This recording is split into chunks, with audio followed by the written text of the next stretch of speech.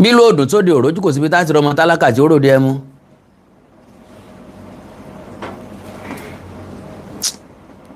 ìlú le nǹkan ọ̀dẹrùn ǹjọ́ ti dàrú bí irú èyí rí ẹ̀yin ọ̀jọ̀gbọ́n ẹ̀yin tẹ́ ẹ jù wá lọ ẹ̀yin tá a jọ jẹ́gbẹ́ ẹ̀yin tá a jù lọ ǹjẹ́ ẹ ṣàkíyèsí bó ti le jù báyìí lọ rí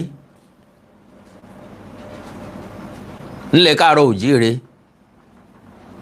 mi ò sọ pé lórílẹ̀‐èdè Nàìjíríà o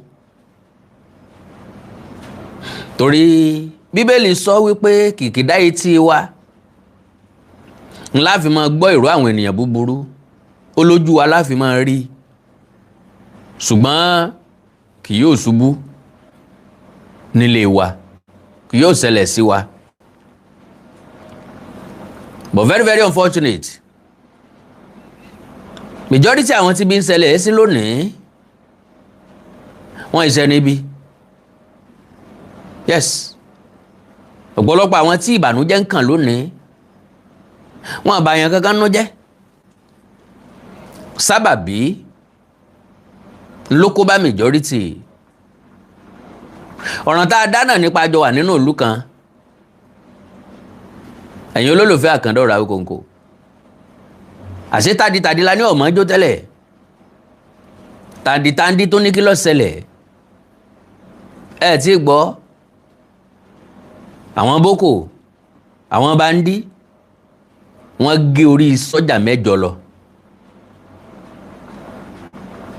kò jẹ́ kàyéfì fún yín àṣé lóòótọ́ lórin tó lórin kankan ń gbà náà afẹ́fẹ́ tó fẹ́ tó ká sọ pálọ̀ ẹni wọ tiẹ̀ sọ́rùn kó yá kíáfù kó níyẹ̀ fún kó yá mọ́kàn ìjì tí ń jà ó ti ń gbọ́ mọ́dó lẹ́yìn ilẹ̀kùn baálé ilé ọ̀tají ìwọ̀n bá baálé ilé tọ́tají wọn ò rí nǹkan kan ṣe ọwọ́ ni wọ́n ń tẹ́ pẹ́bẹ́ bí ẹni tán gbọmọ lọ́wọ́ ẹ̀ láti wá ṣèyí sí Olódùmarè ròyìn ìbànújẹ́ lójoojúmọ́ àwọn kan ó béèrè pé ṣé kò sú wa ni iná ò tán lásán ni lẹ́jọ́ òfin forí èékánná lẹ̀ ó wà wá náà ká sọ̀rọ̀ òyìn míì tuntun ìṣẹ̀lẹ̀ tuntun ni ó wáyé ìṣẹ̀lẹ̀ ìbànújẹ́ tó wáyé ni ó kásẹ̀ ńlẹ̀ àrò ni ó wálé lóní kò yí òfin sinmi ogun lílọ bó bá jẹ́ tiẹ̀ ńkọ́ akọni ó bàjẹ́ ìkà ò jẹ́ ṣe tiẹ̀ bẹ́ẹ̀ kọ̀ọ̀kan wá kò ní kàn wá láṣẹ Èdùmàrè kọ̀ọ̀kan yín kò ní kàn yín lágbára Ọlọ́run ṣùgbọ́n àwọn tó kàn yìí ẹ̀já jọ fílẹ̀ ẹ̀já fi náà kíní ọ̀hún jóra wò bẹ́ẹ̀ ni ẹ̀já fọ̀rọ̀ rora wa gbogbo ẹ̀yin tẹ́ gbàgbé yìí ọmọ lágbára Ọlọ́run gbogbo yín lẹ máa gbé àgbéyé ọmọ ọwọ́ yín náà ní kẹ́ bá mi ọwọ́ tẹ́ fi ń ka dọ́là tẹ́ fi ń ka pounds tẹ́ fi ka dọ́là tẹ́ fi ka pounds tẹ́ fi ka euro tẹ́ fi ka náírà ẹ bá ń fi share program yẹn ẹ bá ń like ẹ comment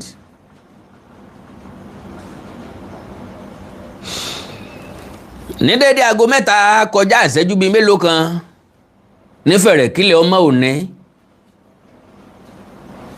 ńlá àwọn afẹ̀mí ẹni ṣòfò ni wọ́n wọ military base ní Borno kìsíbì ni wọ́n wọ military base ní Borno kó lójú ọ tó ṣẹ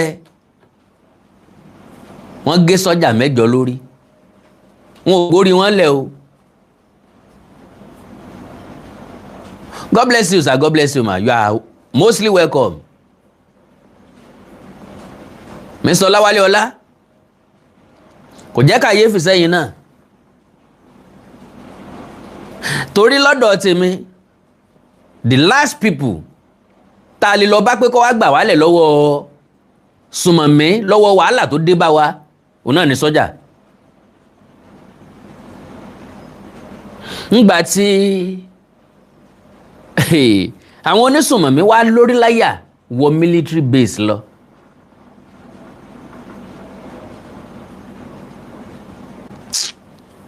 wọ́n dẹ̀ gé orí sọ́jà mẹ́jọ lọ.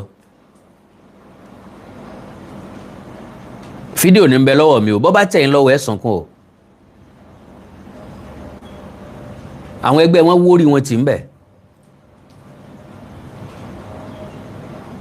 wọ́n wá torí wọn bàbá aṣọ. àwọn sọ́jà tó kú nílé tí wọ́n ń dìfẹ́ǹdì ilẹ̀ bàbá wọn. mi ò lè lọ́mọ tí ó ṣe sọ́jà o, Ọlọ́run foríjì mi o. fọ́sàn mi ló ń fẹ́ ṣe sọ́jà ń jó ní. màmá ẹ̀ wá ní kó sọ fún mi, mo ní mo yọ̀ǹda ẹ fún sọ́jà máa ń lọ. láyọ̀ ló gúnlẹ̀, kí ló dé tó fi wù ọ́, kí ló wù ọ́ ń bẹ̀. bí mo ṣe máa ń nowó ọ̀tó kò ṣe é sì wù mí, ẹ béèrè lọ́wọ́ ẹlòmíì ká kí ló fi wù ú. ẹlòmíì sọ̀rọ̀ ẹ̀ di sọ́jà lónìí torí pé ó fẹ́ gbìjà pé ẹnìkan na màmá ẹnìkan na bàbá ẹnìkan bú dáàdì ẹnìkan bú mọ́mí ẹ̀. sọ́jà kan wálé ọdún ó fìyà jẹ̀gbẹ́ ẹ̀, sọ́jà kan wálé ọdún ó fìyà jàbúrò ẹ̀, ńlẹ̀ lòmíì fi lọ gba kakí ó fẹ́ gbẹ̀san. ẹni tó torí ẹ̀ gba kakí ò kò rẹ́sàn ń gbà. bọ́yọ̀ rẹ̀ mi kan náà torí tèmi náà gba iṣẹ́ sọ́jà. ó gbọ́ pé mo discipline àbúrò rẹ̀ nígbà tán wà ní secondary school tí wọ́n máa ń roam about káàkiri street ní school tí iléèwé wọn wá tán wá gbà wá gẹ́ pé ká máa bá wọn sọ ẹnu bodè wọn. ló ń bá rí mi ló bá fọkàn sí pé ọ̀rẹ́ bọ̀ dáhùn lélẹ́yìí mo ní ẹ tó súnmọ́ mi jù ni ó fara kó because ìwọ gangan ní fi ṣe sample. mo fún punishment ọ̀dà bíi pé kò lè dá dìde níjọ́ kejì bóyá kò sì lè dárìn ni bọ́yọ́ wá ròyìn fẹ́ gbọ́n ẹ̀ bọ́ bá ti rí mi ní ọ̀hà lẹ́jú àdàbà mi ò náà ní à ń kùn gbẹ́ iná ń ju ẹyẹ oko ń lọ. ọ̀rẹ́ mi di sọ́jà láti ìgbà náà wà ń bẹ̀ dì sìn. àjọṣe kékeré ni àjọ máa ń lọ sí school àjọ máa ń lọ sí primary school ni asúnmọ́ra dáadáa. bọ̀bọ́ bá jọmọ mi lórí mi àbábúrò mi gangan tó jọmọ ìyá mi bí mo ṣe máa discipline nìyẹn o. èmi ò fi ọ́ ṣe scapegoat ni ẹni tó bá súnmọ́ mi tó fọkàn balẹ̀ pé irọ́ ò mí ṣe bẹ́ẹ̀ o. èmi àkàndọ̀rọ̀ Awíkonko láti kékeré mo ti lé wá, láti kékeré mo ti yan òpó tí mo fẹ́ yàn pé òótọ́ ni wọ́n máa ń sọ láyé mi. wọ́n ló lóòótọ́ yìí lẹ́ni kì í lẹ́ni, mo ní ó pè mí bẹ́ẹ̀ n ò fẹ́ lẹ́ni n ò fẹ́ lẹ́ni. ẹ̀rí ọkàn mi ti tó mi lẹ́ni. gbogbo ọmọ kóòtù ò jíire bí. ọ̀rọ̀ bá lé àdìtàn o, ọ̀rọ̀ bá lé ó dógún o, ogún dé o. láàrin ijọ́ mẹ́ta péré sí ìsìn kò sílẹ̀ tí wọn ò tí ì fọwọ́ bà nílẹ̀ káàrọ̀ òjíire táàtì ra àwọn bandits mú ń bẹ̀. tìpínlẹ̀ Kwara ó ti wà established. ìpínlẹ̀ Èkìtì ó yẹ kí n máa ṣépè fáwọn àmọ̀tẹ́kùn yẹn ni. wọ́n mú bandi more than 20. ẹ̀ ń rìkọ́ọ̀dù wọn ṣe fẹ́ ṣòfò dànù ni sọ́lọ́n fẹ́ dà ẹ́ láàmú ni ṣe fẹ́ jèrè ni.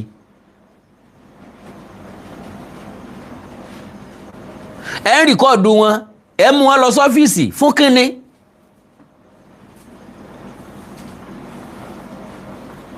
wọ́n wá ń tò wọ́n sínú ọkọ̀ more than 20 bandits. ọlọ́run fọ̀tá yín lé lọ́wọ́ jọ̀ọ́ jẹ̀tẹ́ ẹ̀ tó ń pàtẹ wọn. irú àwọn èèyàn wo la ní iná. so show ni gbogbo nǹkan tẹ́ fẹ́ ṣe ní ìwúrí tọ̀dọ̀ yín ẹ fẹ́ ṣe show káyé ó rí káwọn èèyàn ó rí.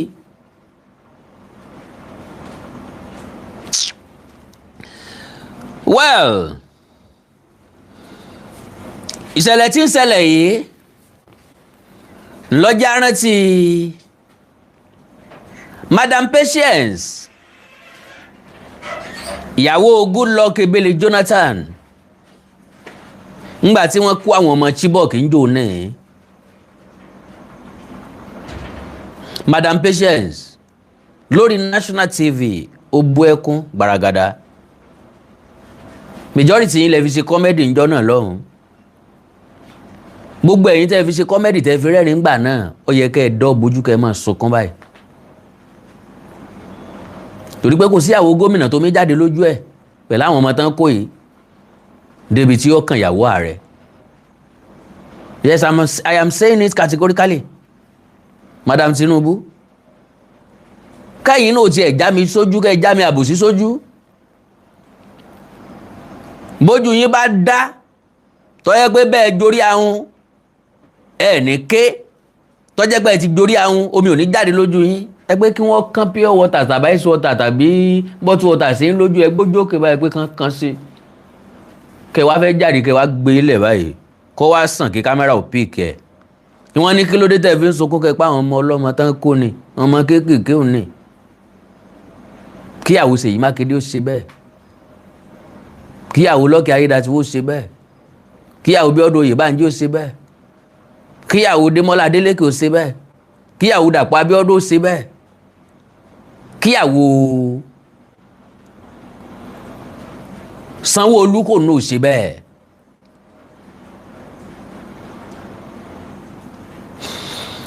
Kíyàwó Ṣèyí Mákindé ó ṣe bẹ́ẹ̀. Káwa náà ká máa mímí ẹ̀dùn lé pé arabiamọ́ tàwọn kan yìí fílẹ̀ lọ́dọ̀ yín o. The best solution fún Nàìjíríà bàbá lè pínlẹ̀ yìí bá sàn. Kò sẹ́ni tó lead wa tí ò tí fall hand wa. Kò sẹ́ni tó lead wa tí ò tí disappoint wa. No hope. As far as I'm concerned, èmi Àkàndọ̀rọ̀ Awíkonko, sọ́tẹ̀yìn o. You know we see things differently. But as far as me as concerned, I am not expecting anybody again to fix this country. Mo fi Ọlọ́run Elédùmarè ọba tó dá mi tó dá yín mo fi ṣẹ̀rí. Because Bola Tinubu was my only hope. Ó tún ìkúnlẹ̀ ìlú Èkó ṣe, ó tún pínlẹ̀ Èkó ṣe, kíní kankan, ó dí kòtò, ó dí àwọn ibi tí owó ń gbà jáde, ọ̀fẹ́ ibi tí ó ń gbà wọlé, ó jẹ́ kó wọ́n máa wọlé dáadáa, allocation internal generated revenue ìpínlẹ̀ Èkó, orú gọ́gọ́ sí gbogbo àwọn nǹkan iná ṣe lẹ́kọ̀ọ́, wọ́n ní continuity, wọ́n ní continuity, expectation wa náà nìyẹn. Pé ọpọlọ tó lò nípínlẹ̀ Èkó yóò wá bá wa lò ní Nàìjíríà. That was our expectation. Lo and behold, day in day out situation country yìí ń bá dé sí ni. Mi mọ̀ bẹ́ẹ̀ ṣe ń feel o. We are feeling it very very hot. Bàbá dìbò next year kò kàn mí mọ́. Bàbá ní dìbò ní next year I don't care. All of you ẹ ti fail wa, including Bola Ahmed Tinubu. Kò wá sẹ́ni tí mo tún expect mọ́ lọ́dọ̀ tèmi o. Obi cannot fix anything. Òun ò tiẹ̀ lè jẹ president. Kò tiẹ̀ lọ́pọlọ tán fi ń ṣèlú. Atiku cannot fix anything. Who else? Who is Kwankwaso? Kí ni antecedent ẹ̀? Who else? Ta la tún lè expect ní Nàìjíríà? Mo lè fix problem country wa. Ní mọ̀ bànújẹ́ ní mo ṣe bá mi share program yẹn láàrin ìṣẹ́jú kẹjọ. I love you all, mọ́mọ́. Kẹ́ tó wá gbọ́ gudugbẹ̀ tó já. Kẹ́ tó gbọ́ gbẹgẹdẹ tó gbiná. Sọ́jà tọ́lẹ̀ tá lè lọ bá pé kó wá gbà wá. Wọ́n gé orí sọ́jà 8 lọ. Tán bá gé orí wọn tán forí wọn lẹ̀. Ṣèbẹ́ẹ̀lì identify wọn pé Táyé wọn gé o Kẹ́hìndé wọn gé Ìdòwú lélẹ̀ Àlàbá lélẹ̀ yìí. Wọ́n gé orí wọn gbórí wọn lọ ni. Láàárọ̀ òní ni o sọ́jà 8.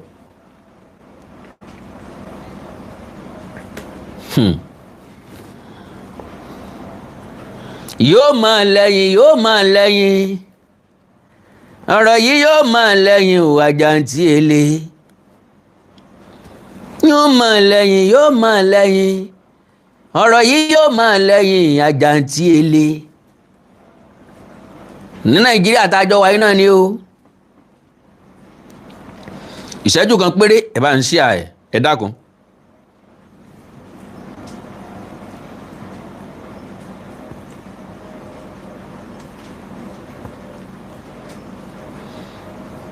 Bọ́lá Ahmed Tinubu lèmi rí gẹ́gẹ́ bí Democrat òun dẹ̀ ni mo rí gẹ́gẹ́ bí politician and mi ò dẹ̀ wrong pẹ̀lú calculation mi. Yes, Kennedy tí n ò fi wrong ò ní pé ẹ wo wájú ẹ wo ẹ̀yìn ẹ wo ọ̀tún ẹ wo òsì ta lẹ tún lè pè lólóṣèlú láàrin àwọn tó ṣẹ́kù síta. Who else?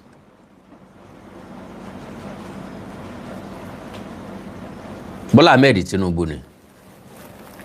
Ṣùgbọ́n bàbá yóò wà proactive tó as far as I'm concerned. Kí lẹ̀ṣẹ̀ tí Bọ́lá Tinubu ṣẹ̀ mí? Láyé ajagunfẹ̀yìntì Muhammadu Buhari ni wọ́n discover àwọn tó wà behind the terrorism ní Nàìjíríà. Àtàwọn iléeṣẹ́ àtàwọn companies tí wọ́n ń báàkì wọn. Àwọn companies, àwọn bureau de change tí wọ́n ń lò fún international monetary gain. Bí ọ̀tá bá ń gbógun sí ni, kò sí nǹkan méjì ju pé ká ṣèwádìí ọ̀tá yẹn lọ. Once tá bá ti wá gẹ̀ẹ́tì ọ̀tá wa, ẹ dákun torí Ọlọ́run, sátún ẹ̀sẹ̀ mọ́ fọ ìyàsùn ká tó kù ládàáni. Ṣéṣe látùn mọ́ bọ́ta wa jó, tá mọ́ bá wọn sáwẹ́wà, because kò tí ì yé mi. Ìjọba tó kú ọmọ ò lè prosecute wọn, kò lè arrest wọn. Ṣùgbọ́n yé mi pé gbogbo fáìlì ní bẹ́lẹ̀, Tinubu lè rán yàn. Kí wọ́n yẹ àwọn fáìlì yẹn wò, kí wọ́n prosecute wọn. After all, ṣe bá gbé Emefiele tó ṣe pàṣípàrọ̀ owó. Tẹ́ẹ̀ fi ní ẹ bá change owó, ẹ bá má change owó, a máa dìbò, a sì máa wọlé. Ẹ sì dí lóòótọ́ ẹ sì wọlé. Emefiele tó gbé cashless policy wá, tá fi ń dààmú káàkiri, tá rówó gbà, táwọn èèyàn kan fi ń sùn síwájú báńkì. Nàìjíríà tètè máa ń gbàgbé ìṣẹ́, àìtè máa ń gbàgbé ìyà, ńlá àwọn olórí wa fi ń fìyà jẹ wá lemọ́lemọ́. Continuously. Wọ́n ti mọ̀ pé ẹran ìyà ni wá, ẹran sọ èrè, òjì ẹran sọ èrè.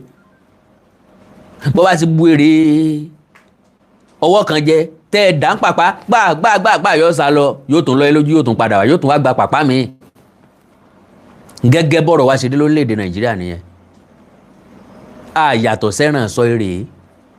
Alábàjọ táwọn olóṣèlú ó fi bọ́ wa kékeré.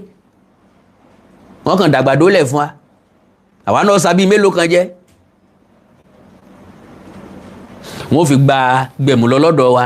Wọ́n bá ti gba pò wọ́n sá lọ. Ó tún dá after 4 years. Ìwọ̀nba tán fún wa jẹun, á jẹ fún dídí ọdún 3. Ká tó mọ rí fìrífìrí wọn. Ṣùgbọ́n kan tó fún wa mì jẹ́ ó dá after 4 years. Torí tán bá fún wa jẹ after 3 years. Á tètè gbàgbé. Òṣèlú ń bẹ nípínlẹ̀ Ọ̀ṣun lónìí, wọ́n fẹ́ dìbò gómìnà, kò tí ì sí polówó. Láyé àtijọ́, advert ó ti lu rédíò pa. Àwa tá jẹ́ pìrìsẹ́ńtà lórí rédíò á ti jẹun á ti yó. Wọ́n ti máa advert wá lóríṣiríṣi. Àwọn tó fẹ́ du gómìnà lọ́sùn hòdò owó wọn. Wọ́n ń dúró dejọ́ ìdìbò tí wọ́n hàwó fáwọn èèyàn. Ẹ kúkú gbà á. Ẹ kúkú gbà á.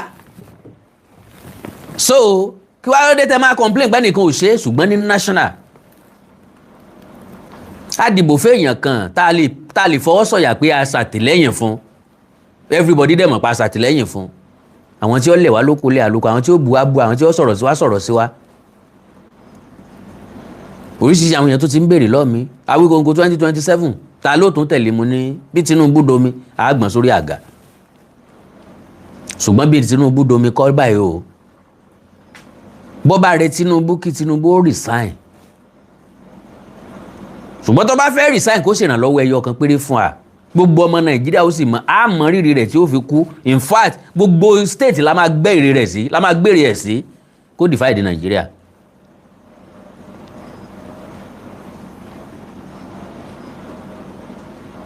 This country is not a united one. Àbí ẹ máa sọ pé united we stand, divided we fall. Divided we fall lélẹ́yìí.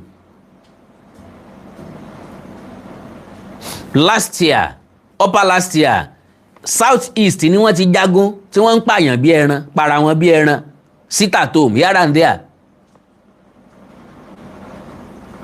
Lọ́dún yìí ní ìsìn south west lọ́pọ́n sún kan àwọn ọdún tó lọ lọ́hùn north east north west ni wọ́n ti ń bára wọn jagun, ni wọ́n ti ń jìyàn gbé, ni wọ́n ti ń pààyàn ṣeré bí ẹ ń pẹran.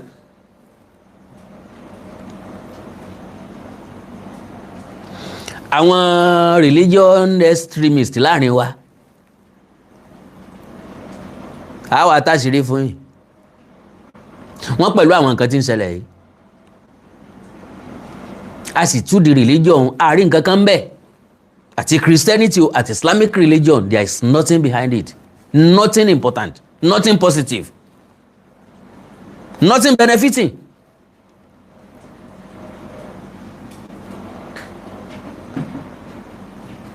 Èwo nínú wọn ni ó gbàdúrà fún Nàìjíríà, èwo nínú wọn ni ó gbàdúrà fún olórí wa? Pẹ̀lú bọ́n ṣe ń fàdúrà ran àwọn olórí wa lọ́wọ́, orí wọn tó ń burú sí ni. Sí lọ́dà bẹ́ẹ̀ ni pọ̀pọ̀lọ wọn tó ń dọ́ta sí, àdúrà yẹn tó ń bayé wọn jẹ́ sí ni.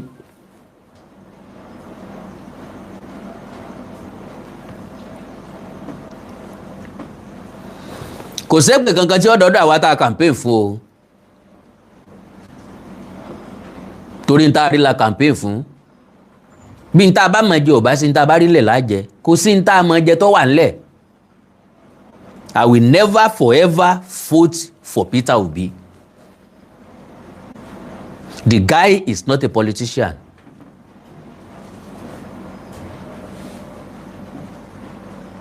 Ethnic bigot tó tó láyé ò sí. And let me tell you this and clear. Wọ́n tó ń support Peter Obi. Ntọ́ wà lọ́kàn Peter Obi ní kó fún Yíbò ní freedom lẹ́kọ̀ọ́. Ntọ́ wà lọ́kàn ènìyàn. Ẹ fi ṣe president lónìí, ẹ sunkún ẹ̀ lọ́la. Announcement tẹ́ ẹ̀ sanwó fún ni mò ń fẹ́ yan ọmọ káàró òjìrè yẹn o. Ẹ̀já sọ̀rọ̀ ń tó ṣẹlẹ̀ báyìí, ẹgbẹ́ trade yín sí Bọ́lá Tinubu sẹ́gbẹ́ kan. Ẹ̀já láṣẹ ẹ̀ fún ṣẹlẹ̀ tí ń ṣẹlẹ̀ lọ́wọ́. Ẹgbẹ́ ìkórìíra yín pẹ̀lú ẹ̀ sẹ́gbẹ́ kan. Kò sẹ́ńtọ́ bẹ́ẹ̀ta nínú Peter Obi àti Àtíkù. Worst tenure of Bola Ahmed Tinubu will be the best tenure of Atiku or Peter Obi. They have nothing upstairs to deliver for us. We can say that categorically. So Lagos State ló wà ní mind Peter Obi. Àwọn ọmọ Yíbò dẹ̀ máa dìbò fún overwhelmingly. Kó wá gbà wọ́n kalẹ̀ lọ́wọ́ Èkó.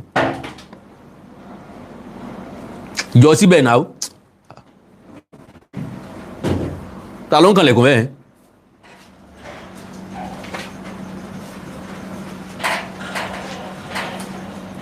Okay. So, in tó wà lọ́kàn Peter Obi nìyẹn o.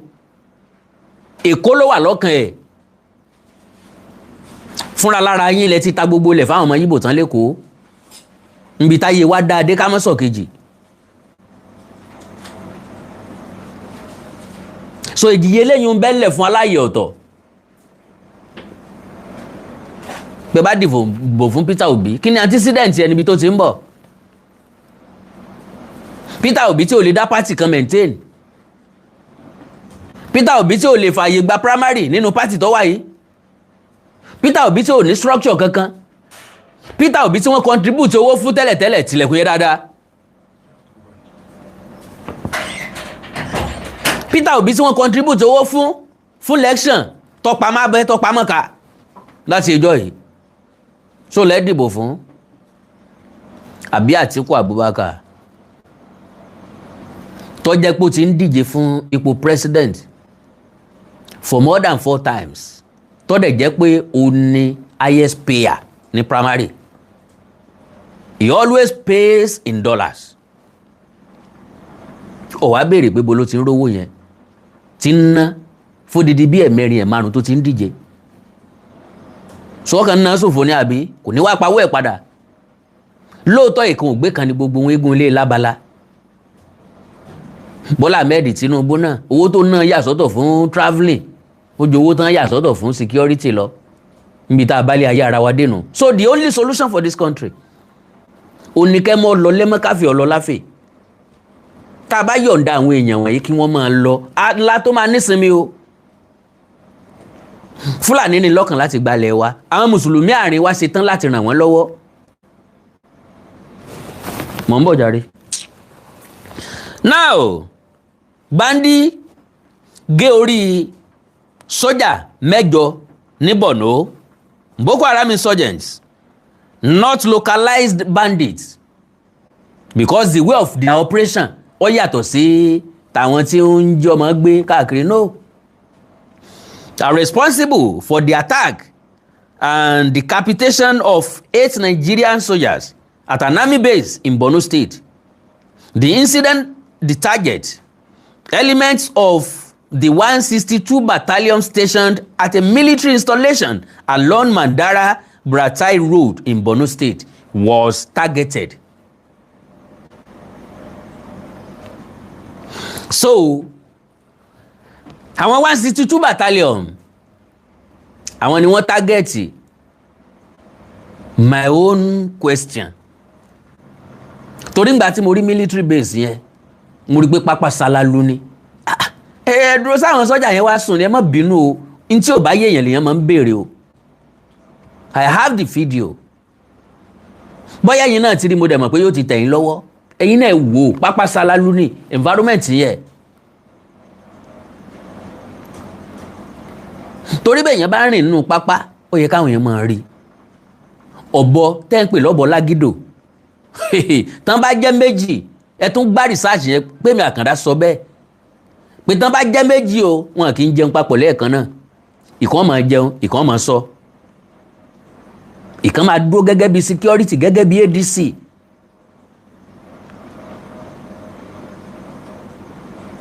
Ìkan máa jẹun, ìkan máa sọ. Bẹ́lẹ̀ yìí ó bá jẹun tán yóò gbàṣẹ security, ìkejì ó lọ jẹun. Nàìjíríà láti rí mobile police 5 tí wọ́n ń ṣọ́ Attorney General of the Federation and Minister of Justice.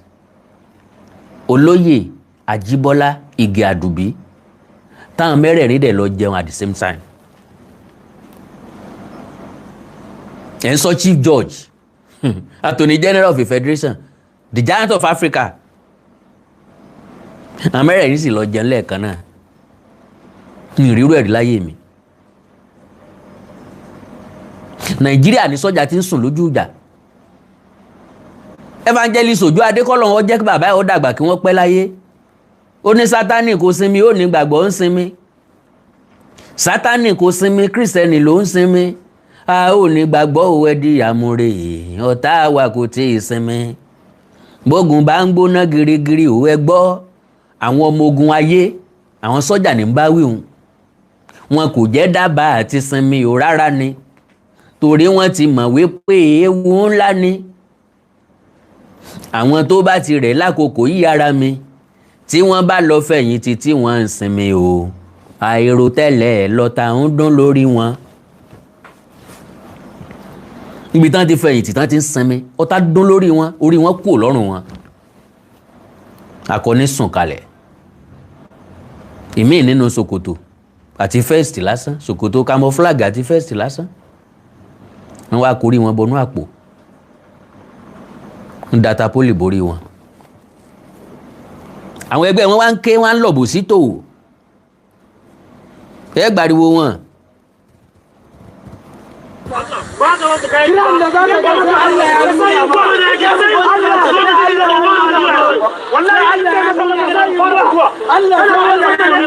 Àwọn géńdé náà sùn kalẹ̀ yóò.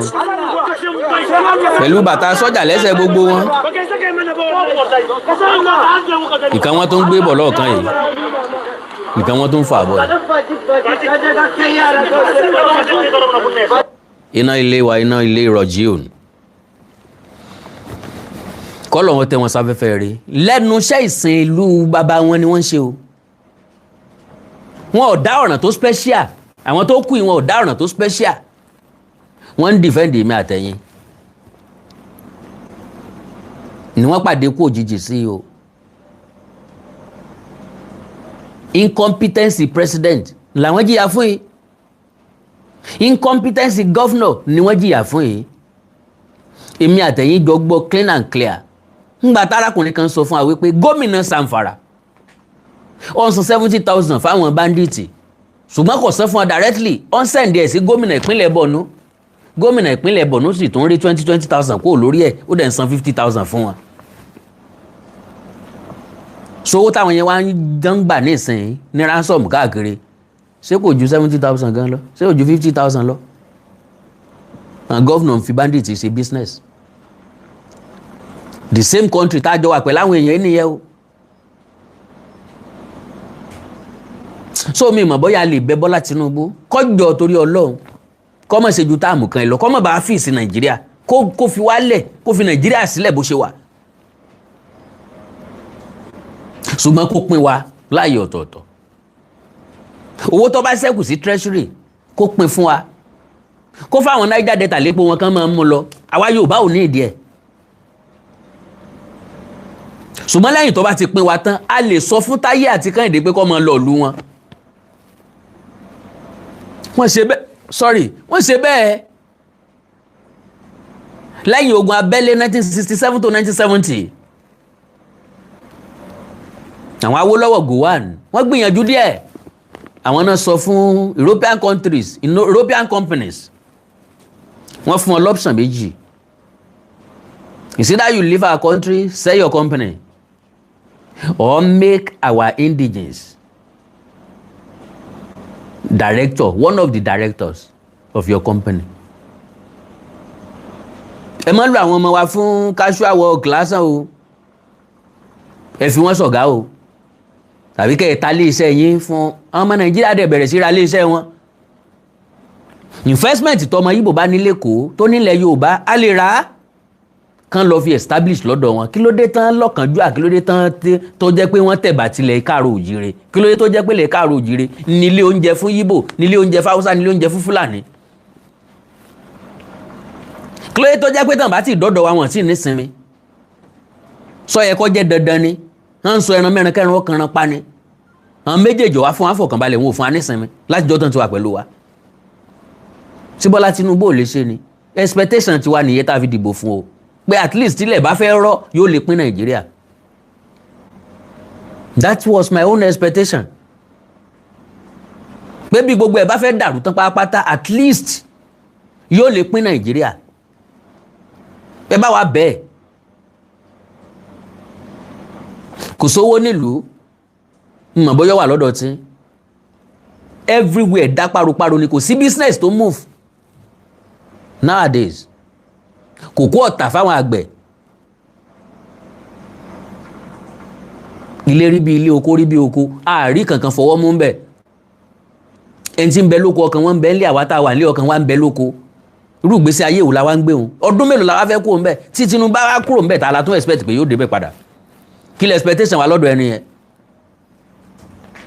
Àwọn ará òkè Ọya ń fọkàn sí pé kí Tinubu parí, kí ètò ìṣèjọba máa padà bọ̀ lọ́dọ̀ àwọn. A tún padà jẹ mú kò mí, anybody tó bá débẹ̀ lókè Ọya yóò establish sharia throughout this country, throughout the federation. Ìgbà náà nẹ́ẹ̀tò wa mọ tó ṣẹlẹ̀. Ṣé ẹ gbàgbé pé mi ò kí ń ṣe wòlíì ṣùgbọ́n àríran tó tó mi láyé ó ṣe reality ni mò ń bẹ́ fún yín o. Yóò tún dìgbà náà ẹ̀tún máa rántí, ẹ̀tún wọn rí pé ọ̀gbẹ́ni ẹlẹ́nu wáyàwáyà ń dẹ̀ sọ bẹ́ẹ̀ ń jó ni o, àdẹ̀ká kún ni o, àrí àkásí ni o. Torí bí yóò ṣe rí nu, Peter Obi ń japoró lásán ni, yóò tàgì yóò forí gúnlẹ̀ kò síbi tí ń lọ. Tó bá wọlé inú ilé ẹ̀ ló tún wọ̀ padà, yóò tún pariwo, yóò tún sunkún. Ó lè pé òun lòún wọlé, wọ́n gbé fún ẹlòmíì ni. Bọ́ bá ti kúrò ní ilẹ̀ Káàárọ̀ Oòjíire ó tún padà sí north. Ọwọ́ ta ni yóò bọ̀ sí ń bẹ̀? Ta lọ́mọ̀ bọ́yọ́ ọlọ́gbọ́n ni àbáṣiwèrè? Ọlọ́gbọ́n wo lọ́sẹ̀kù ń bẹ̀? Ẹ jẹ́ béèrè bẹ́ẹ̀. Kọ́rọ̀ ọmọdọ̀rọ̀ Solomoni lọ́jọ́ alẹ́ nínú ìwé oníwàásù, ó ní mo wọ́gbọ́n mo rí, mo wá mọ̀ mo kó, mo lágbára, mo níyàwó, mo ní àlè tó pọ̀, mo fi rí ayọ̀ dán ọkàn mi wò. Mo fọtí wáìnì ṣe ikùn lọ́sọ̀ọ́, gbogbo ohun tójú fẹ́ mo fojú, gbogbo ohun tọkàn fẹ́ mo fi dùn, mo ṣadágún omi. Mo ní ẹran ọ̀sìn ju ti ẹnikẹ́ni lọ ní Ísírẹ́lì. mo kó fàdákà àti wúrà jọ jìnnà òpin gbogbo rẹ̀ asán àti òmùlẹ̀ mọ́fò. ó ní ìgbàkígbà tí n bá rántí pé gbogbo iṣẹ́ tí mo ṣe gbogbo làálàá mi lábẹ́ òrùn ń fi ilẹ̀ lọ́jọ́ kan ó sọ gbólóhùn kan bẹ́ẹ̀ ó ní ta ló wá mọ̀ bóyá ọlọ́gbọ́n ni n ó fi sílẹ̀ fún tàbí aṣiwèrè òun sáà ni yóò jogún gbogbo làálàá mi tí mo ti kó jọ lábẹ́ òrùn asán ni èyí pẹ̀lú. whatever tí Bọ́lá Ahmed Tinubu bá ṣe lónìí ọ̀dà o ọ̀dà díẹ̀ o kò dáa rárá o ó bàjẹ́ ni o ọwọ́ ta ni yóò tún padà bọ́ sí lọ́la that is my own concern mi mọ concern tẹ̀yìn o because àwọn ọmọ kéékèèké ni wọ́n máa ń wo òní ni wọ́n fi sọ pé bọ́mọdé bá ṣubú yóò wò wájú bá bàbá ṣubú yóò wẹ̀yìn wò èyí tá a máa ń wò lọ́jọ́ iwájú sàkún ni o bí nǹkan ṣe ń lọ yìí bó ni ó ṣe lọ bó ni ó forí sọ kí lè rí tá a jẹ́ ń bẹ̀ kí làtúbọ̀ tẹ́ ẹ̀ Bọ́lá Tinubu lọ́dún mẹ́rin kó tún wá wọlé ẹ̀kejì ọlọ́dún mẹ́rin sí Bọ́lá Tinubu máa kó ń bẹ̀ ní next year I will be 52 by then tí n bá wà láyé yorùbá mi kọ́ mọ́lẹ̀ mi ẹni tí ó kú ó kú ẹni tí ó kú ó kú kò sí kàrámọ̀ kankan bẹ́ẹ̀ kò sí nǹkan kan tí ó ṣẹlẹ̀ baba ńlá rọ ní anything ló lè ṣẹlẹ̀ mo rí lánàá mo rí ń jẹta yìí tán lọ́rọ̀ ọkú iwájú mi ló gbà kọjá lánàá kì í tán lọ́rọ̀ ọkú àjọ jẹun bíbá ẹni jẹta ni kì í tán lọ́rọ̀ ọkú àwọn tó kú ọ̀sẹ̀ lọ́n láàyè ọ̀tọ̀ ẹni tí ó kú ó kú ẹni tí ó kú ó kú gbogbo àmọ́ ń bẹ̀rù kú ni ṣùgbọ́n kú ní sinmi ẹni tí kú ní sinmi ẹni tí kú ní sinmi ooo ẹni tí kú ní sinmi bàbá ti kú ni tó bá jẹ́ pàánù òsì láyé ni kò sí ní tọ́kàn wá pẹ̀lú pọ́n jí ọmọ kan kó kò sí ní tọ́kàn wá pẹ̀lú pọ́n bẹ́ẹ̀ nìkan lórí kò sí tọ́kàn wá pẹ̀lú pé owó náà lọ sókè kò sí tọ́kàn wá pẹ̀lú pé owó ráìsì ti wọ́n kò sí tọ́kàn wá pẹ̀lú pé iye báyìí ni wọ́n ń tepo ẹ̀ ń bá ti kú ti ní sinmi bó bá jẹ́ pé òní ní téèyàn lè ṣe tí òfin ní kú ni àbámọ̀ kàrámẹ̀ so tí n bá sì wà láyé n bá sọdún mẹ́rin sí ngọ́mọ̀ lọ 56 bọ́ bá dáa wọ́n sọ pé èmi náà jẹ́ mọ̀sánmọ̀sán nu ní tí Bọ́lá Tinubu ṣe bí ó bá dáa wọ́n sọ pé Bọ́lá Tinubu waste 8 years nínú ọjọ́ orí mi Ọbásanjọ́ waste 8 Yar'Adua àti àbúrò rẹ̀ Goodluck wọ́n waste 8 that is 16 Buhari waste 8 complete that is 24 Bọ́lá Tinubu ti ń waste 4 that is 28 tó bá waste 4 míì yóò di 32 ńgbà tá a láti padà síjọba àwa ara wa a padà síjọba àwa ara wa meanwhile àwọn ara wọn nìkan ni wọ́n ń pín treasury Nàìjíríà àwa ara wọn nìkan ni wọ́n ń jẹ tọ̀ìtọ̀ì ní Nàìjíríà. Democracy is the government of the people, by the people, for the people. No, democracy is the government of them, by them and for them. Kò sí nǹkan tí wọ́n ń pè ní nǹkan ìgbádùn tèmi àtẹ̀yìn jọ enjoy I don't know. Kò sí nǹkan náà láti ìgbà tí Bọ́lá Tinubu tó ti bọ́ sórí àpèrè ní nira wa ti lékún sí. Sorry ẹni tí ó bá dùn mọ́ reality ni kò sọ pé kò ní wọlé ẹ̀kejì ṣùgbọ́n let's be realistic with ourselves. Láti ìgbà tó ti dé nìnira wa ti lékún sí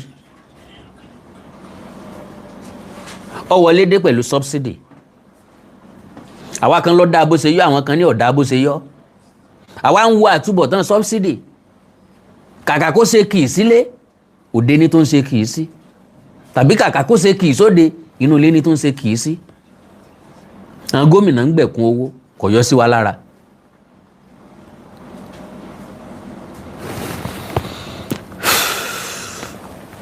ẹ ti gbẹ́gbọ́ àwọn sọ́jà géńdé ọlọ́run wọn yí inú àpò yìí o bàtà sọ́jà ní bẹ́lẹ́sẹ̀ rẹ̀ kò sórí lọ́rùn ẹ̀. So Buratai Road in Borno State were targeted. The timing, the assault occurred in the early hours of Friday, June 5, 2026, around 4 a.m. Between 3:30 and 3:35 a.m. ni wọ́n sáré sí operation yẹn wọ́n dẹ̀ sí successfully wọ́n dẹ̀ lọ successfully. ń bo làwọn ẹgbẹ́ wọn tó kù lọ bóyá àwọn ènìyàn lọ sí battlefield bóyá àwọn tí wọ́n fi ilẹ̀ sí camp kí wọ́n máa bójú tó camp làwọn eléyìí ń sùn lọ. Because my question is this, èèyàn mélòó ló di ẹnì kọ̀ọ̀kan mú tí wọ́n fi ń gé wọn lórí? àwọn mẹ́jọ ni wọ́n gé lórí sẹ́, èèyàn mélòó ló wá dì kọ̀ọ̀kan mú? ṣé wọ́n ti kọ́kọ́ kó gbogbo wọn dání, wọ́n ti kọ́kọ́ dì wọ́n mú lọ́tọ̀ọ̀tọ̀ gbàm, wọ́n wá bẹ̀rẹ̀ sí gé wọn lórí ńkọ̀ọ̀kan bí ìgbà téèyàn bá so màlúù mọ́lẹ̀ tó pọ̀, tá wá bẹ̀rẹ̀ sí dún wọn lọ́rùn ńkọ̀ọ̀kan, tá bẹ̀rẹ̀ sí dá wọn mọ́lẹ̀ ńkọ̀ọ̀kan. àbí wọ́n ṣe operation yẹn papọ̀ ni? kò sẹ́ni tó lè ṣàlàyé fún wa.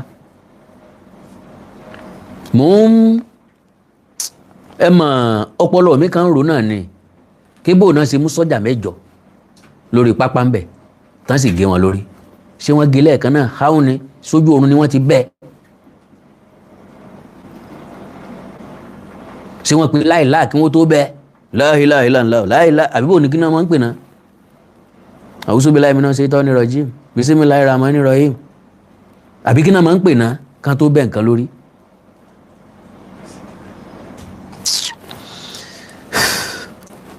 Around 4 a.m. local time, the tactics heavily armed insurgents exploited torrential downpours to launch a surprise attack. Ó dàbí gbójú ọ̀rọ̀ ń bẹ wá pọ̀ gan, catching the garrison off guard and overrunning parts of the base. The casualties, security and military sources confirmed that 8 soldiers were killed and subsequently beheaded, while several other personnel sustained injuries. So kì í sáwọn 8 yẹn nìkan lọ́wọ́ bá, àwọn kan tún farapa yánnayànna láàrin wọn. Immediate aftermath military response. Reinforcement units from the theater command have been deployed to secure the facility and locate the attackers. Distinction of groups. While local criminal syndicates known as bandits operate heavily across Nigeria's northwest and north-central regions, the northeast theater of Borno State remains primarily dominated by jihadist factions, specifically Boko Haram (JAS) and Islamic State West Africa Province (ISWAP). Allah is great. Ṣé ni wọ́n ń pè kan tó bẹ̀yàn lórí? Kò sí wàhálà ń gbà yẹn. Tó bá ti jẹ́ pé Allah is great ni. Kò sí wàhálà. So, lo and behold, ká má torí àwíjàre, ká má torí bínú ṣe ń bí ni, ká má torí ìbéjò ṣe gùn tó, ká la fẹ́ dáná ẹ̀ bẹ́ẹ̀. Medicine after death ni o, ní gbogbo ìgbésẹ̀ wèrè tán láwọn ń gbé o, reinforcement, wọ́n fẹ́ locate àwọn tó wá, sáwọn yóò dúró tòsí ni, sáwọn yẹn gọ̀ bí àwọn ni, àwọn tó wá ṣiṣẹ́ láabi wọn gọ̀, wọ́n gbọ́n nú wọ́n gbọ́n lẹ́yìn, wọ́n gbọ́n bí asàrun, sáwọn yẹn ni ó wá dúró sí tòsí, ẹ wà lé wọn báàbí àbí wọn ó tún pa àwọn tẹ́ bá tún rán tẹ̀lé wọn. Ìjọba Nàìjíríà, Ààrẹ Bọ́lá Ahmed Tinubu, mi ò mọ̀ bóyá ẹ lè wo ohun táwa ń ṣe ni. Mo fẹ́ béèrè kékeré lọ́wọ́ yín, gbogbo ẹ̀yin tẹ́ wà níjọba, tẹ́ bá lè dá mi lóhùn, I will be greatly happy. Number 1, àwọn orílẹ̀-èdè kan ń bẹ tó jẹ́ pé bó bá já wọn lónísùmọ̀mí yọ lẹ́nu báyìí, wọn ò nílò foot soldiers, that is àwọn sọ́jà tí wọ́n fẹsẹ̀ rìn láti jìjà ọ̀hún. Wọ́n máa rán drone níṣẹ́, iṣẹ́ tán bá rán drone ni yóò ṣe. Hi sir, my president, your excellency sir, ẹ̀yin governor wa ní south west, your excellency sir, ẹ dákun, ṣé a ò lè afford drone ni? Ṣé state kọ̀ọ̀kan ò lè afford drone? Ṣé presidency ò lè afford drone? Ṣé Nàìjíríà ò lè afford drone? Tó bá jẹ́ mi ni President Bola Ahmed Tinubu, irrespective iye tó wù kán máa ta drone yẹn, máa yọ kó nu owó state kọ̀ọ̀kan nínú allocation ni mo fẹ́ fún ọ lóṣù. Máa procure, máa ra drone yẹn fúnra lára mi. Gbogbo technical facilities tó máa need, máa ra gbogbo ẹ̀ papọ̀. Yín wà yọ owó ẹ̀ kó nu allocation tí mo fẹ́ fún state kọ̀ọ̀kan lóṣooṣù. Pé tó bá jẹ́ pé ẹ̀rù ń bà wọ́n láti yọ, ojú ń tì wọ́n láti yọ, ara ń ṣe wọ́n láti yọ, ó ní wọ́n lára láti yọ, wọ́n wá rà fún wọn. Bí mo máa wò wípé tí n bá ti yọ kó nu allocation wọn yóò ní wọ́n lára, owó dẹ̀ wà ní federal, owó dẹ̀ wà ní center, máa rà fún wọn. a máa yọ owó ẹ̀ lọ́wọ́ wọn lóṣooṣù, a máa yọ nù allocation wọn lóṣooṣù, ìyẹn ń kọ́.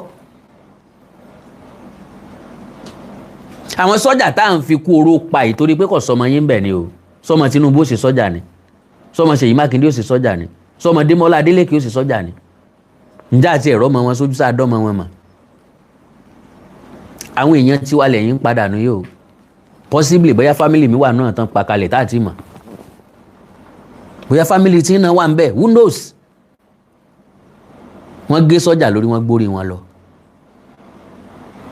sọ́jà Mẹ́jọ just like that. tá a bá ti dárò lónìí pápápá láàrin ìṣẹ́jú bíi mélòó kan á ti gbàgbé, à ń sùn lọ nìyẹn. etí ìbẹ̀rẹ̀ grand, etí ìboríjì òkú ńlá tí máa ń rántí pé bíntín láyé. bọ́yé èèyàn wa kan kú, ẹbí wa kan kú, àbúrò wa kan kú, ọ̀rẹ́ wa kan kú, ìyá wa kan kú, bàbá wa kan kú, ẹ̀gbọ́n wa kan kú, ìyàwó wa kan kú, ọkọ wa kan kú, ọmọ wa kan kú. wa tẹ́lẹ̀ kò lè gbápá, kò lè lanu, kò lè yíra padà lára pé ayé òun ò tiẹ̀ jù báyìí lọ. lẹ́gbẹ̀ẹ́ background ń bẹ bí kálukú wa bá ti débí, ẹni tí ó sọ tó jẹ́ pé ilé ọtí ni ó ti dúró yóò gbàbẹ̀ lọ. ẹni tí ó fọwọ́ rin obìnrin ń jà kí that same day yóò fọwọ́ rin. wọ́n tún lè mọ̀ fi dápàrà gan, wọ́n tún lè gbóǹgan lọ́parẹ́ gan. ìgbà a máa ń sọ fún kì í gbọ́ ni. ẹ̀dá tọ́lọ̀ ń dá wa nìyẹn. we forget things easily. òkú tí ìdẹ́ ṣe tẹ́ ní ọjọ́ tó fọlọ́rọ́ wa. mo wá ní àwọn tó yẹ ká lọ sábà náà ni wọ́n tún ń pa yìí o. ta tún ní ká sátọ̀ ní Nàìjíríà, ta ní ká tún lọ sábà, ta ní ká tún pè bí jàǹbá bá ṣẹlẹ̀ sí wa. gbogbo ọmọ káàárọ̀ òjìrì ọ̀rọ̀ rẹ o, wọ́n pa sọ́jà Mẹ́jọ o, wọ́n gbé wọn lórí lọ o. mi ò mọ̀ o bóyá mo rí èèyàn méjì mẹ́ta tó fẹ́ pè mí o. +234 915 147 9599 +234 915 147 9599 àti +234 904 851 9362 +234 904 851 9362 nọ́mbà tẹ́lẹ̀ pè mí sínú méjèèjì o.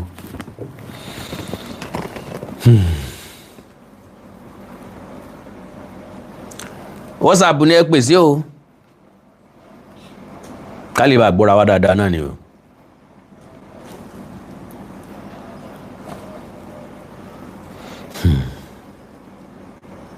ròyìn ayọ̀ kan kò tí Nàìjíríà wá rí, kò sẹ́ni tó sèfù Nàìjíríà tẹ́lẹ̀tẹ́lẹ̀ o. ta ló sèfù tẹ́lẹ̀tẹ́lẹ̀? sáà sèfù tẹ́lẹ̀tẹ́lẹ̀ ni. we are no more safe kẹ, we are not safe before now.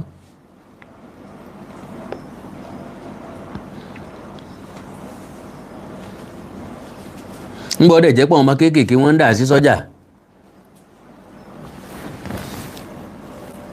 wọ́n bá sọ pé ọmọ 18 years to 23 years 20 àbí 25 years náà ń gbà iṣẹ́ sọ́jà nísìnyí, ọmọ kéékèèké wọ́n ń dà iṣẹ́ sọ́jà.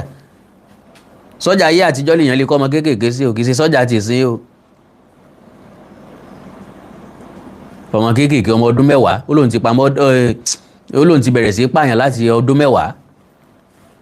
àwọn ló ti pa tó èèyàn mélòó, lóun ti pa tó 100, òun ti pààyàn lé ní 100. eléyìí ń dẹ̀ wà láàrin society, adẹ̀ tó ń bá fẹ́yìn. tí kò yẹn bá wọlé padà máa pí kẹsà.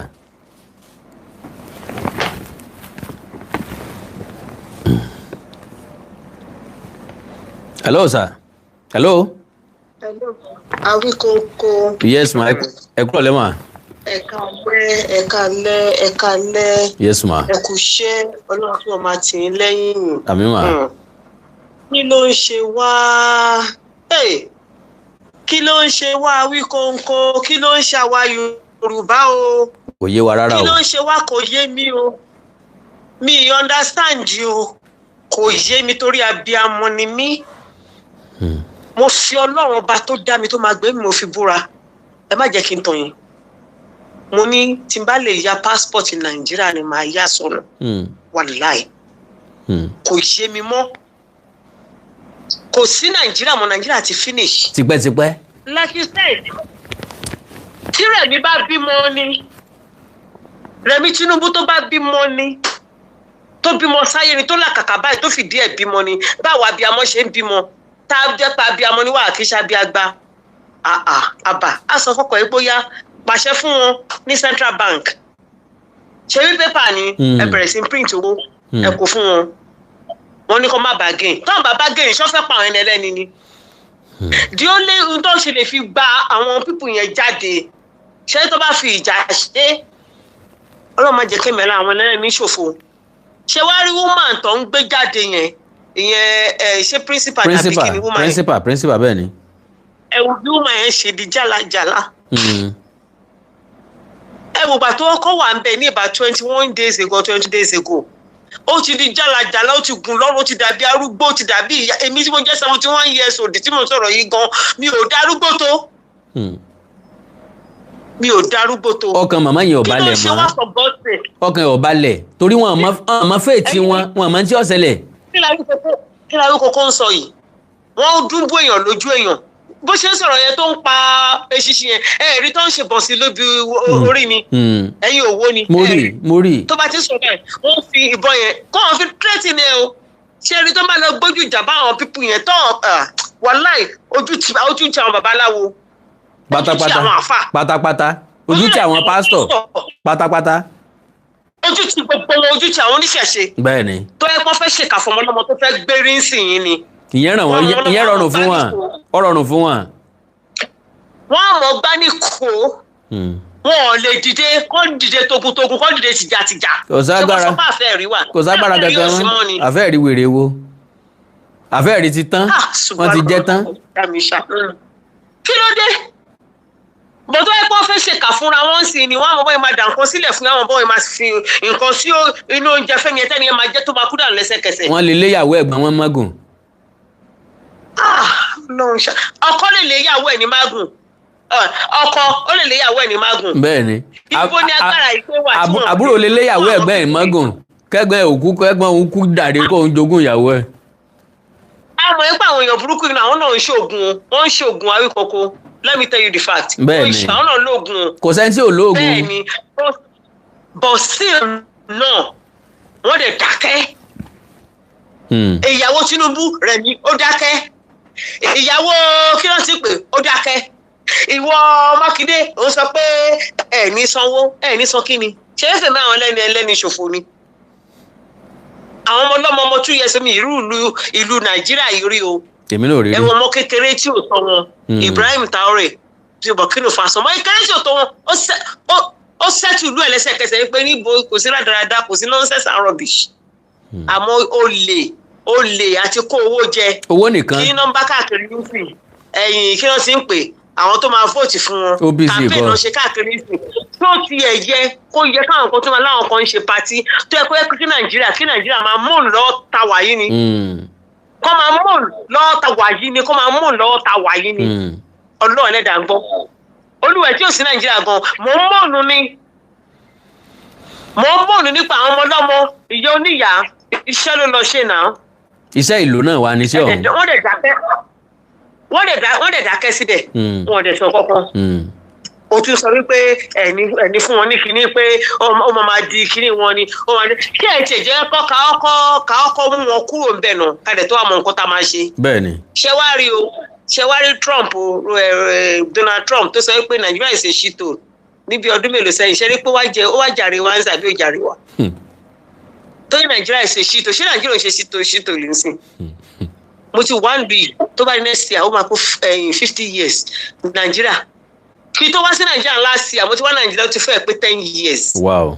bẹ́ẹ̀ ni ibi tí mo dẹ̀ wà highly security ni sí iná mi ò lè sùn mi ò lè jí o mi ò lè sùn mi ní lè jí báyìí ẹ̀rọ máa bà mí báyìí ni màmá gbọ̀pọ̀pọ̀pọ̀pọ̀pọ̀ níbi tí mo gbé sùn sí ni àbúrò máa dáhùn pé ìyá àbúrò máa bá mi pa ni mọ́ mi ẹ̀sùn mà ní ẹ̀rù ń bà mí ni a ní kò lè sí ẹ̀rù ń bà èmi àwọn tó jẹ́ àwọn tó yẹ pé wọ́n ń kó ẹntọ́rájì káàkiri gan náà ẹ̀rù ń bà wọ́n wọ́n lè rìn ẹ wo rẹ̀ tó ti ṣẹlẹ̀ ní àìrìjẹta náà tó wọ aṣọ civil defence sísàlẹ̀ ó wọ aṣọ kìnnìkan sísàlẹ̀ ó tún wọ aṣọ àmì sísàlẹ̀ ẹ wá gbọ́dọ̀ aṣọ àmọ̀tẹ́kùn tó wà lọ́rùn ẹ̀ ṣé ọpọlọ wọn ń ṣiṣẹ́ ṣá kò yé mi o ṣé ọpọlọ wọn ṣe ń ṣiṣẹ́ kò yé mi tí ó bá pọpọlọ wọn ń ṣiṣẹ́ ni gómìnà sọ fún yín pé àwọn tẹ bá ti mú ẹ kó wọn sílẹ̀ gbàbọ́ lọ́wọ́ wọn kẹ lọ fún wọn kẹ kó wọn lọ sí rehabilitation center ẹ̀yin náà dẹ̀ ń ṣe bẹ́ẹ̀ ẹ sì pé wèrè máa tó wàrà wèrè ni. ọmọ ìran lọ́pọ̀ nù wọn. àwọn kò ọ̀rọ̀ tí mi fi sunkún lẹ́yìn fi rẹ́rìn. reality ni na o reality ni. ṣé ẹgbọ́n náà ṣé orí wọn ṣé I don't think that ó dẹ̀ pé orí wọn they are all mi ò understand mi bí ṣe fẹ́ qualify ọpọlọ wọn ọpọlọ wọn ti dọ́mà ọpọlọ wọn ti dàrú. wàhálà wọn máa ń tán sí. èèyàn sọ wípé ẹ fi wọn lẹ gba AK-47 lọ́wọ́ wọn ẹ dà wọn sílẹ̀ ẹ kó wọn lọ sí rehab ẹni tó bá ti ṣe wèrè máa ń sẹ́wọ̀n ni o. bẹ́ẹ̀ni because NHS ń bá iṣẹ́ nílùú for 43 years. Psychogeriatric mo ti ṣe àwọn àgbàlá ìsìn náà pé ní psychogeriatric ẹ má jẹ́ kí n tàn yín àwọn arúgbó torí wọn ti àtàwọn ọmọ torí wọn ti yí àwọn Nàìjíríà náà tẹ báyìí wọn ní hospital kan wọn ń pè ní omartin lọ́dọ̀ wa náà bíbáyìí ní acne bíbáyìí bẹ́ẹ̀ni kó torí pé mo kókó làákùn ẹ má jẹ́ kí n tàn àwọn ọmọ Nàìjíríà lókun bẹ̀ àwọn ọmọ òṣèlú yín náà àwọn náà wà ń bẹ̀ o tó ti mú gbó torí ayé wọn ti bàjẹ́ síbẹ̀ wọ́n wà ní Good Men's hospital náà o ẹ má jẹ́ ń tàn yín mo kàn máa ń sọ everyday gbogbo ìgbà tí bá ti kúrò márùn pé ìwọ Ọlọ́run tí bá ti kọ́ lọ́run bá tán máa sọ pé ìwọ Ọlọ́run gbogbo ẹni tó ń jẹ́ kí Nàìjíríà máa sunkún ó yí dandan o àwọn náà máa sun ẹkún àmín o ní agbára Ọlọ́run tọmọtọmọ wọn àrọmọdọ́mọ wọn máa sun ẹkún àmín o torí pé kí ni àwa tí èmi lèmi sọ ó yẹ kí n ti padà sí Nàìjíríà because mo ti retire for a very very long time. I'm a pensioner for a very very long time. Kò ṣe lọ ẹ̀rù ń báyọ̀ àwa ṣèyàwó gan ẹ̀rù ń bà wá.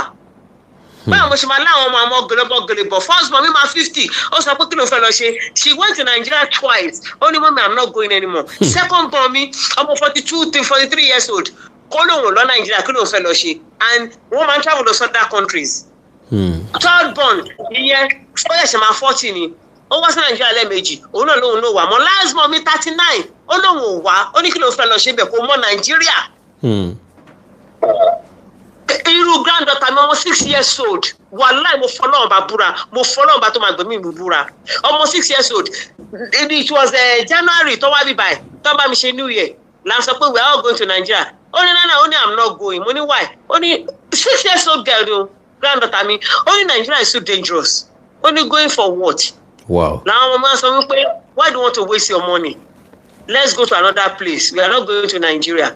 Bẹ́ẹ̀ ni mo sọ fún yín. Wow. Bẹ́ẹ̀ ni mo sọ fún yín. God bless you. Wọ́n ní ẹ̀ lè rí títí tó bá fẹ̀gbẹ́ gbá yín.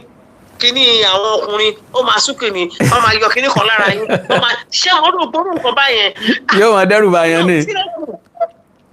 Èmi ti rìn láti Òṣòdì Oko ni o.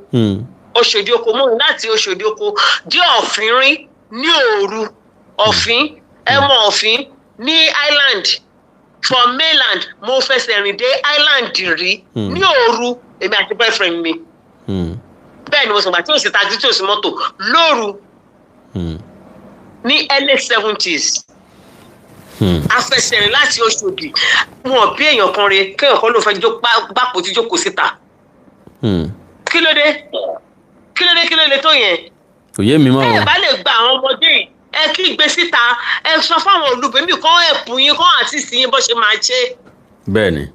ẹ̀yin dẹ̀ gbá àwọn convoy oríṣiríṣi ẹ káwọn entourage káàkiri títì ètò ààbò fún àwọn aráàlú kò sí kankan kò sí nothing kò sómi kò síná. Kò sí nǹkan kan o. Nigeria was the fourth country tó jẹ́ epo. The giant of Africa kò já nǹkan kan mọ́. Pàápàá. Kò já nothing mọ́. Kí ló dé ẹ̀dẹ̀ fẹ̀mí àwọn èèyàn rúbọ ó tẹ̀ tún wá ń lé sí ni ó tún wá ń peléke sí ni ó tún peléke sí ni. Ṣé wá rí ṣé Jonathan nìkan máa bú sí ni àti ìyàwó Jonathan patient àbí kí ló ń jẹ àbáwọn ilé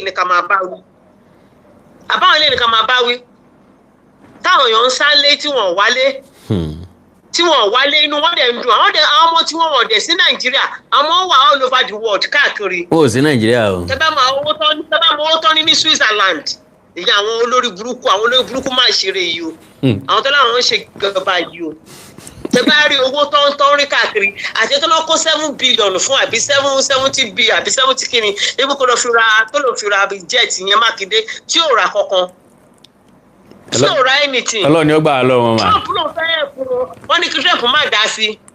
God bless you mọ́mì mi. ẹ̀jẹ̀ fẹ̀mí àwọn èèyàn ṣòfò. ẹ̀jẹ̀ fẹ́ lómi láàyè mà God bless you mà mi ní wáyé tì mà. ẹ wo God bless you ma. Ẹ ṣé mo dúpẹ́ ma God. Àmín ma God bless you ma. Ṣé Ọlọ́run àbọ̀ Ọlọ́run náà máa fi ṣọ́ gbogbo wa. Àmín o, àmín o, àmín o. Àmín o. Àmín ma. I love you ma. God bless you ma. Oh my God. Ìjọ tó bá ká ní lára ládì kúkú jó bí mọ́mì mi yẹn bó ṣe ká wọn lára sí ni wọ́n ṣe ń fìbínú da ọ̀rọ̀ lẹ́hùn ẹ̀ ń bá jábí àmọ́ yóò ká lára. Hello. Hello. Hello sir o. Yeah, ayi kankan. Ẹ kú ọjọ́ mẹ́ta sir. Yeah. Jọ pẹ̀lú. Yes. Jọ n fẹ́ bèrè question méjì kan lọ́wọ́ ẹ̀. All right sir. So that okay, number one, àwọn ọmọ tán kó yẹn jọ láti ìgbà ọlọ́ ti kó ná ṣé May 15 ni. Bẹ́ẹ̀ ni May 15 yeah. Okay, and lórúkọ ẹ̀ ẹni tó wà ní ìjọba nísìnyí lórúkọ ẹ̀ Tinubu Ahmed Bọ́lá. Bẹ́ẹ̀ ni. Ṣé ó mọ̀ nípa ẹ̀ yes or no, that is tó mọ̀ pé ṣó wà aware. Ó máa wà aware bí ó yá kó gbọ́ nínú news but officially Governor Ṣèyí Mákindé according to information tèmi gbọ́ kò sọ fún Bọ́lá Ahmed Tinubu officially. But ẹni tó dárúkọ yìí sìn Mákindé yẹn ṣó ni president Nigeria right now. Ó ní governor Ọ̀yọ́ state Tinubu ni president. And okay, so àwọn méjèèjì wà aware right now. Lágbára Ọlọ́run wọ́n wà aware. Okay, because ìyẹn náà la fẹ́ mọ̀. Okay, and because tó bá rántí àbí gbogbo wọn náà dàgbà náà díẹ̀. Ní LA 90 bí 91 let me be precise 91 nígbà tí ìṣẹ̀lẹ̀ kan ṣẹlẹ̀ ní along Festac Road ní àárọ̀ níjọ́ yẹn ṣẹlẹ̀ nígbà tí àwọn armed robbers wọ́n fẹ́ change vehicle wọn. Okay. And vehicle kan tó wá ń bọ̀ níwájú wọn wọ́n wá stop ẹ̀. Vehicle yẹn wọ́n mọ̀ pé ẹni tó wà ń bẹ̀ àwọn kéèké méjì kan pẹ̀lú driver wọ́n gbọ́n lọ sí school. And àwọn kéèké méjì yẹn wọ́n belong to one of the big wigs in Nigeria. Sangbanfo débẹ̀. Now within 24 hours helicopters, sirens was hovering around Lagos. And within 48 hours, àwọn rí ọmọ ẹ ní ìdíròkò lọ ti fi ọmọ yẹn ní after 48 hours. That's 2 days. 48 hours. And ìgbà tó ń rí wọn, ìgbà tó ń rí wọn, ìgbà yẹn ni legendary broadcaster Frank Olise olóńkọ newsline ló ń pè mẹ́ newsline ló ń pè kí ni ẹgbẹ́ Sunday newsline. So Frank Olise wá interview mama ọmọ yẹn. Okay. Mama ọmọ yẹn máa gbọ́ mi yẹ o mama ọmọ yẹn nígbà tó wá sọ̀rọ̀ all over the world ó wá sọ pé she thank God that it is only the driver that was killed. She said it openly. So ìyẹn pé driver tẹ pé oníyàwó ọlọmọ oní màmá ní gbogbo ẹ ìyẹn ń ṣèyàn máa gbọ́ ìyẹn ń ṣèyàn. So ìgbà tí ọmọ tí wọ́n within 2 days 48 hours lórí ọmọ tí wọ́n but now ọmọ tí wọ́n ṣe ọmọ bíi weeks láti May 15 gbàgbọ́ mi o láti May 15 and today is what now June 5th, right? June 5th, yes. June 5th, right? Ben. Okay, good. Now I'm gonna go. Ẹni tó pé ní Bọ́lá Ahmed Tinubu, he is not coming back to that seat. So all of that things classified. He is not coming back. Thank you, Koko. God bless you. God bless you, sir. Yes, sir. That was sir. Wow. It's getting interesting.